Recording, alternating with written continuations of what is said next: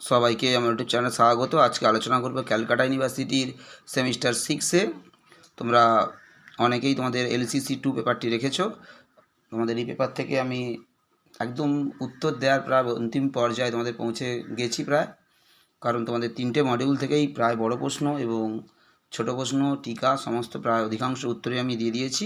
আজকে তোমাদেরকে আবার নতুন একটা 5 নম্বরের প্রশ্ন দিচ্ছি। তোমাদের সাজেশানে এটা ছিল কিন্তু আর দেওয়া হয়নি, আজকে তোমাদেরকে দিয়ে দিচ্ছি। পরীক্ষা যেহেতু এসেই গেছে, তোমরা উত্তরটা একটু লিখে নাও। আজকে তোমাদেরকে যে প্রশ্নটা দিচ্ছি সেটা হলো রজনী উপন্যাসে আত্মকথনমূলক আখ্যান কৌশলের ব্যবহার। এটা 2022 সালে এসেছিলো পরীক্ষাতে 5 নম্বরের জন্য। 2022 সালে 5-এর এসেছিলো, তোমাদের জন্য এবছর খুব ইম্পর্ট্যান্ট রয়েছে 5-এর। রজনী উপন্যাসের আত্মকথনমূলক আখ্যান কৌশলের ব্যবহার। প্রশ্নটা ঘুরিয়ে এভাবেও আসতে পারে, এ প্রথার গুণ এই যে কথা যাহার মুখে শুনিতে ভালো লাগে সেই কথা তাহার মুখে ব্যক্ত করা যায়।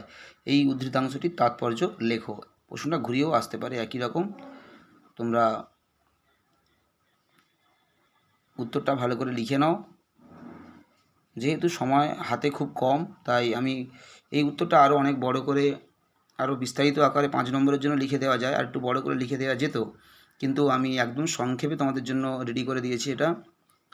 কারণ সময় যেহেতু তোমাদের হাতে বেশি নেই, এই অল্প সময়ের মধ্যে তোমাদের বেশি বড় উত্তর দিলে তোমরা মুখস্থ করতে পারবে না, তোমাদের স্টাডি করতে সমস্যা হবে।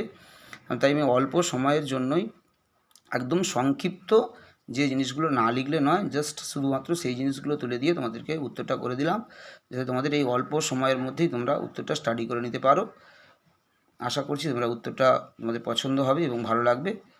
তোমরা অবশ্যই তোমাদের আর যে প্রশ্নের উত্তরগুলো প্রয়োজন হবে তোমরা অবশ্যই আমাকে জানাবে, আমি উত্তর করে দেওয়ার চেষ্টা করব।